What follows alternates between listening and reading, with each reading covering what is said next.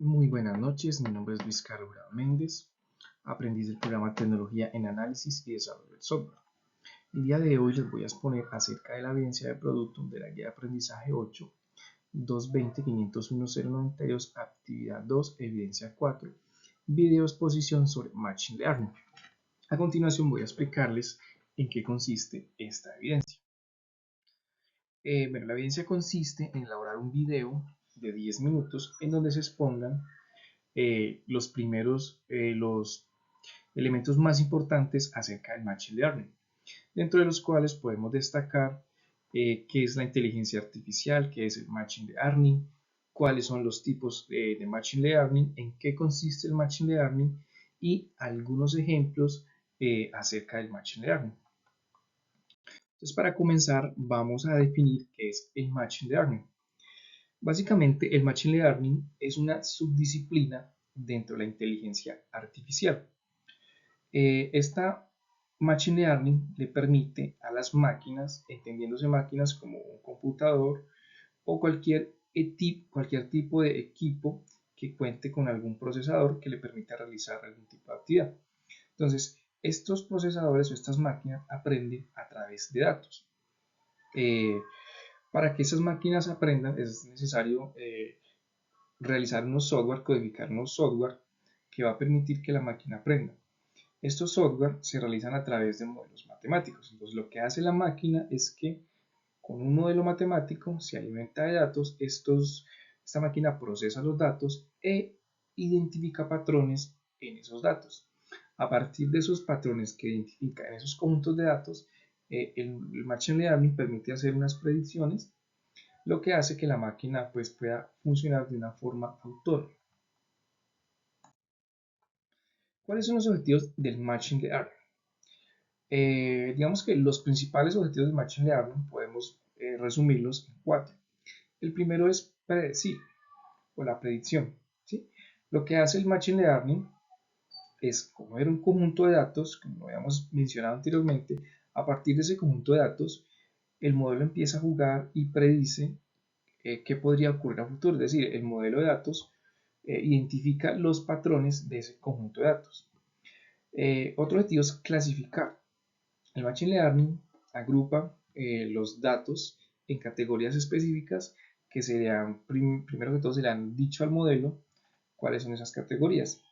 También el Machine Learning nos permite identificar cuando hay una anomalía en los datos, es decir, cuando los datos rompen el patrón, y esto nos puede permitir para analizar un conjunto de datos, hacer una limpieza de datos y que el modelo pueda continuar funcionando bajo los supuestos de un conjunto de datos normales.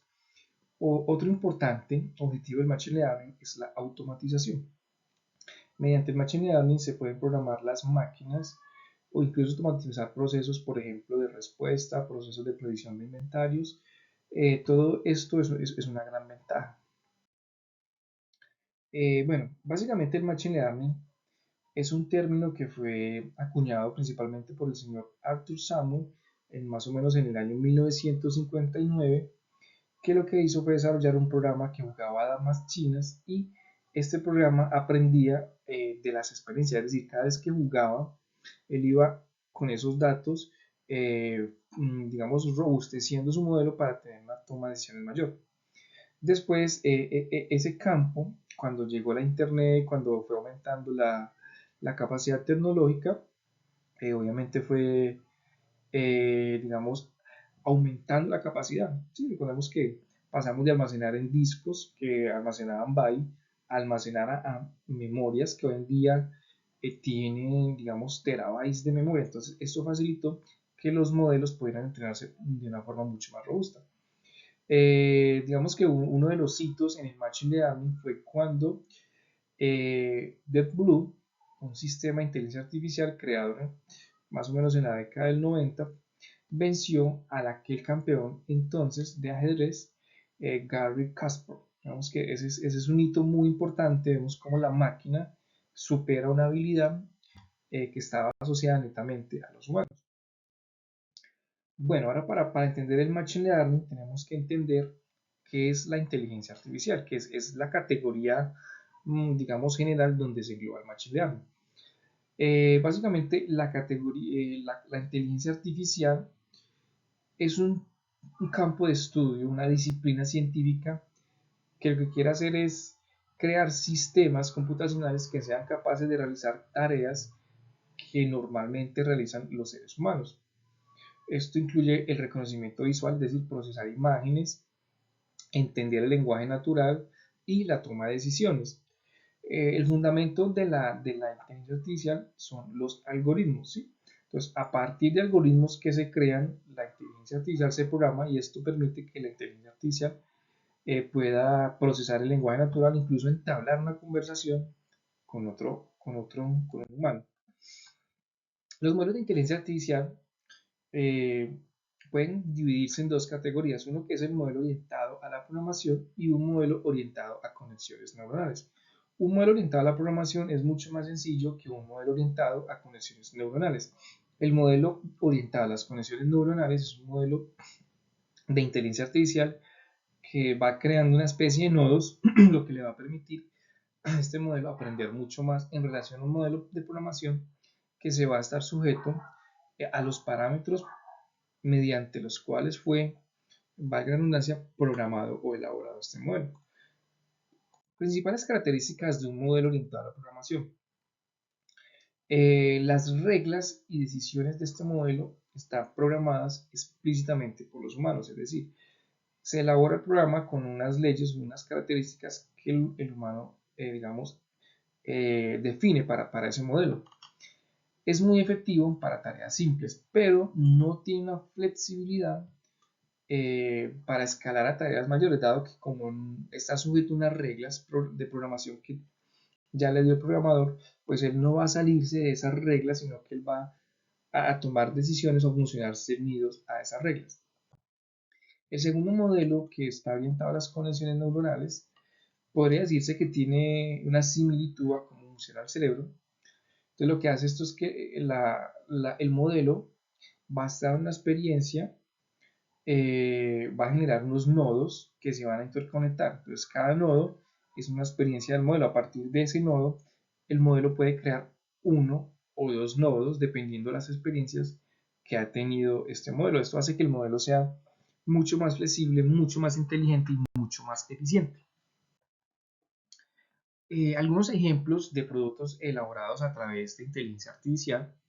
Destacamos, por ejemplo, los asistentes virtuales como Siri, Alexa o el de Google, que son aplicaciones o programas que nos permiten, digamos, acceder a ciertas funciones del teléfono de una manera mucho más fácil.